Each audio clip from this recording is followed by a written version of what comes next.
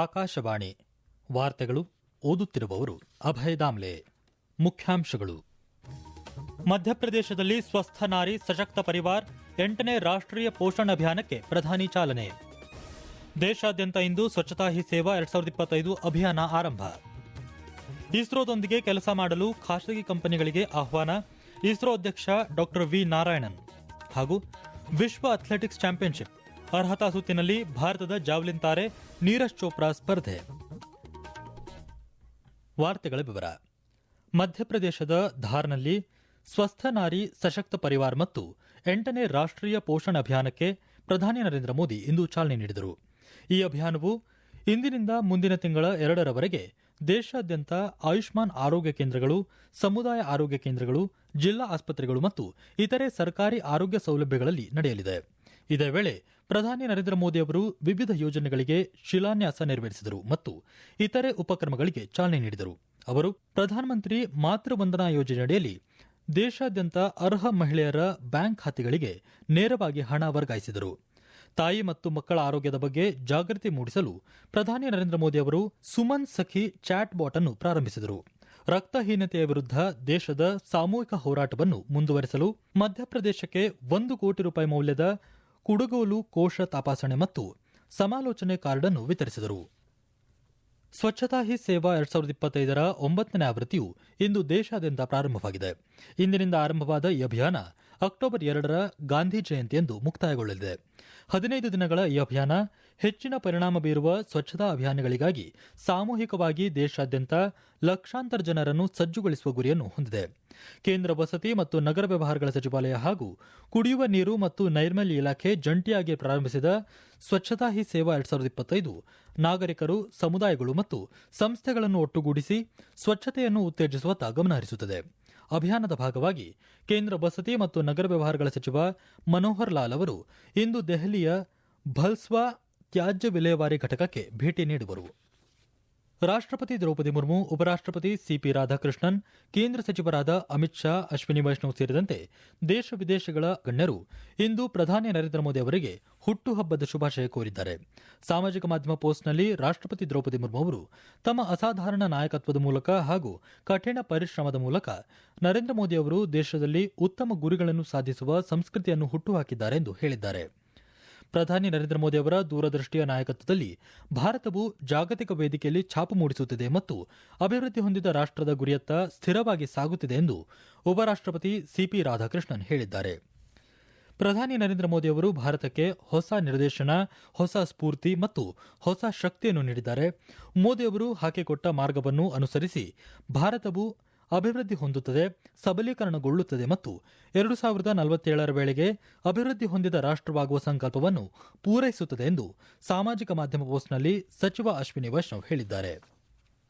ಸರಳ ಹಿನ್ನೆಲೆಯಿಂದ ಬಂದು ಇಂದು ವಿಶ್ವದ ಅತಿ ಪ್ರಭಾವಶಾಲಿ ರಾಜಕೀಯ ನಾಯಕರ ಪೈಕಿ ಒಬ್ಬರಾಗಿ ಹೊರಹೊಮ್ಮಿರುವ ಪ್ರಧಾನಿ ನರೇಂದ್ರ ಮೋದಿ ಅವರ ಜೀವನ ಪಯಣ ಅಸಾಧಾರಣವಾದದ್ದು.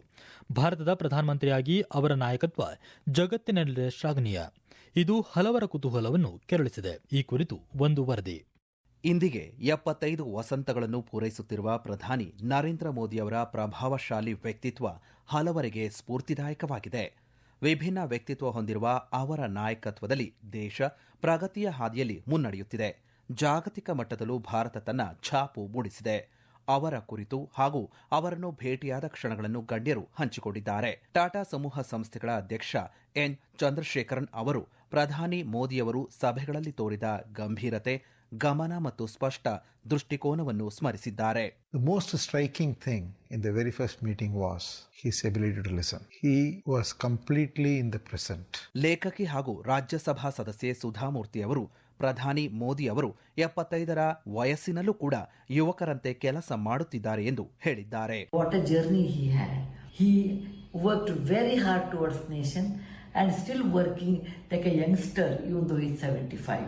Lokahitam mama karaniyam is probably his mantra and which he has followed throughout his life.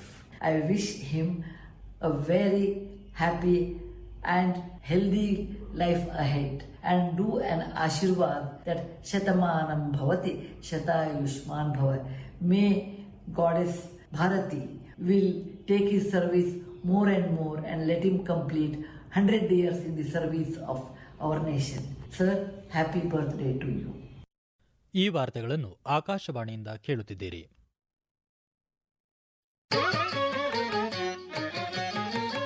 ನಿಮ್ಮ ಅನುಕೂಲಕರ ಸಮಯದಲ್ಲಿ ಆಕಾಶವಾಣಿ ಸುದ್ದಿಗಳನ್ನು ಆಲಿಸಲು ನಮ್ಮ ಯೂಟ್ಯೂಬ್ ಚಾನೆಲ್ ಆಕಾಶವಾಣಿ ನ್ಯೂಸ್ ಕನ್ನಡವನ್ನು ಸಬ್ಸ್ಕ್ರೈಬ್ ಮಾಡಿ. ನಮ್ಮೆಲ್ಲ ಕೇಳುಗರು ನಮ್ಮ ಫೇಸ್ಬುಕ್ ಖಾತೆ ಆಕಾಶವಾಣಿ ಆರ್ಎನ್ಯು ಬೆಂಗಳೂರು ಧಾರವಾಡ ಮತ್ತು ನಮ್ಮ ಟ್ವಿಟರ್ ಖಾತೆ @AIR_News_ ಕನ್ನಡವನ್ನು ಅನುಸರಿಸಿ. ಪ್ರಾದೇಶಿಕ ಸುದ್ದಿ ವಿಭಾಗ ಬೆಂಗಳೂರು ಹಾಗೂ ಧಾರವಾಡದ ಎಲ್ಲಾ ಸುದ್ದಿ ಸಂಚಿಕೆಗಳು ನಮ್ಮ ಸಾಮಾಜಿಕ ಮಾಧ್ಯಮ ಖಾತೆಗಳಲ್ಲಿ ಲಭ್ಯವಿರುತ್ತವೆ. ಪ್ರಧಾನಿ ನರೇಂದ್ರ ಮೋದಿ ಅವರು ಅಮೆರಿಕ ಅಧ್ಯಕ್ಷ ಡೊನಾಲ್ಡ್ ಟ್ರಂಪ್ ಅವರೊಂದಿಗೆ ದೂರವಾಣಿ ಸಂಭಾಷಣೆ ನಡೆಸಿದರು. ಟ್ರಂಪ್ ಅವರು ಪ್ರಧಾನಿ ನರೇಂದ್ರ ಮೋದಿ ಅವರಿಗೆ ಹುಟ್ಟುಹಬ್ಬದ ಶುಭಾಶಯ ಕೋರಿದರು. ಸಾಮಾಜಿಕ ಮಾಧ್ಯಮ ಪೋಸ್ಟ್ನಲ್ಲಿ ಪ್ರಧಾನಿ ಅವರು ಭಾರತ ಅಮೆರಿಕ ಸಮಗ್ರ ಮತ್ತು ಜಾಗತಿಕ ಸಹಭಾಗಿತ್ವವನ್ನು ಹೊಸ ಎತ್ತರಕ್ಕೆ ಕೊಂಡೊಯ್ಯಲು ಡೊನಾಲ್ಡ್ ಟ್ರಂಪ್ ಸಂಪೂರ್ಣವಾಗಿ ಬದ್ಧರಾಗಿದ್ದಾರೆ ಎಂದು ಹೇಳಿದ್ದಾರೆ. ಉಕ್ರೇನ್ ಸಂಘರ್ಷದ ಶಾಂತಿಯುತ ಪರಿಹಾರಕ್ಕಾಗಿ ಅಮೆರಿಕ ಅಧ್ಯಕ್ಷರ ಉಪಕ್ರಮಗಳನ್ನು ಭಾರತ ಬೆಂಬಲಿಸುತ್ತದೆ ಎಂದು ಪ್ರಧಾನಿ ನರೇಂದ್ರ ಮೋದಿ ತಿಳಿಸಿದ್ದಾರೆ. ಆನ್ ಆರ್ಬಿಟ್ ಸರ್ವಿಸಿಂಗ್ ಮತ್ತು ಇಂಧನ ಮರುಪೂರಣ ತಂತ್ರಜ್ಞಾನದಲ್ಲಿ ಪರಿಣಿತಿ ಹೊಂದಿರುವ ಕಂಪನಿಗಳನ್ನು ಇಸ್ರೋದೊಂದಿಗೆ ಕೆಲಸ ಮಾಡಲು ಆಹ್ವಾನಿಸಲಾಗುವುದು ಎಂದು ಭಾರತೀಯ ಬಾಹ್ಯಾಕಾಶ ಸಂಶೋಧನಾ ಸಂಸ್ಥೆ ಇಸ್ರೋ ಅಧ್ಯಕ್ಷ ಡಾ ವಿ ನಾರಾಯಣನ್ ತಿಳಿಸಿದ್ದಾರೆ.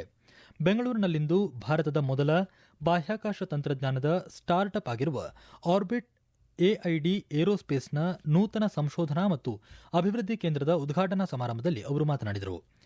ಡಾಕಿಂಗ್ ಮತ್ತು ಇಂಧನ ಮರುಪೂರಣ ಇಂಟರ್ಫೇಸ್ಗಳಂತಹ ತಂತ್ರಜ್ಞಾನಗಳನ್ನು ಅಭಿವೃದ್ಧಿಪಡಿಸುವ ಪ್ರಾಮುಖ್ಯತೆ ಮತ್ತು ಭಾರತದ ಬಾಹ್ಯಾಕಾಶ ಪರಿಸರ ವ್ಯವಸ್ಥೆಯ ಭವಿಷ್ಯವನ್ನು ರೂಪಿಸುವಲ್ಲಿ ಉಪಗ್ರಹಗಳಿಗೆ ಜೀವಿತಾವಧಿ ವಿಸ್ತರಣೆಯಂತಹ ಸೇವೆಗಳನ್ನು ಒದಗಿಸುವ ಮಹತ್ವವನ್ನು ಅವರು ಒತ್ತಿ ಹೇಳಿದರು.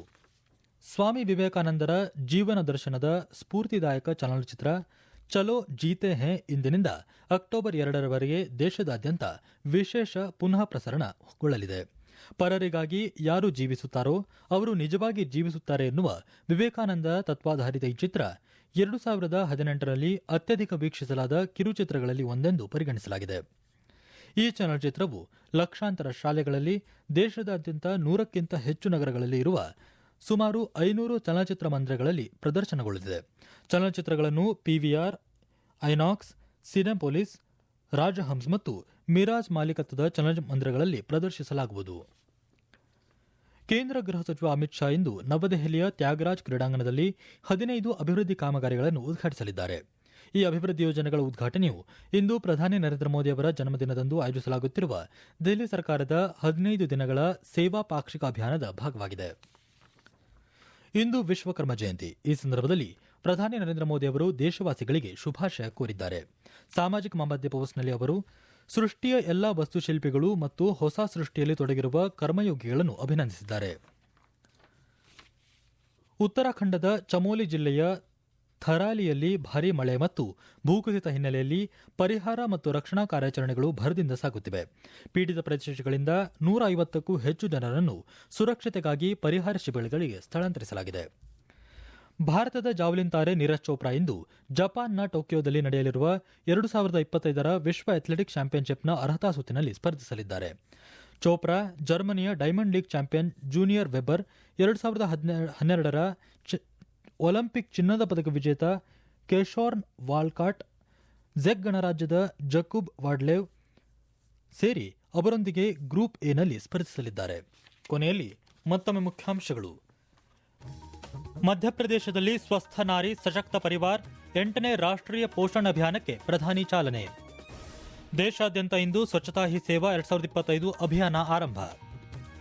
ಇಸ್ರೋದೊಂದಿಗೆ ಕೆಲಸ ಮಾಡಲು ಖಾಸಗಿ ಕಂಪನಿಗಳಿಗೆ ಆಹ್ವಾನ. ಇಸ್ರೋ ಅಧ್ಯಕ್ಷ ಡಾ ವಿ ನಾರಾಯಣನ್. ಹಾಗೂ ವಿಶ್ವ ಅಥ್ಲೆಟಿಕ್ಸ್ ಚಾಂಪಿಯನ್ಶಿಪ್ ಅರ್ಹತಾ ಸುತ್ತಿನಲ್ಲಿ ಭಾರತದ ಜಾವಲಿನ್ ತಾರೆ ನೀರಜ್ ಚೋಪ್ರಾ ಸ್ಪರ್ಧೆ. ಇಲ್ಲಿಗೆ ವಾರ್ತಾ ಪ್ರಸಾರ ಮುಕ್ತಾಯವಾಯಿತು. ನಮ್ಮ ಮುಂದಿನ ವಾರ್ತಾ ಪ್ರಸಾರ ಸಂಜೆ 6:40 ನಿಮಿಷಕ್ಕೆ.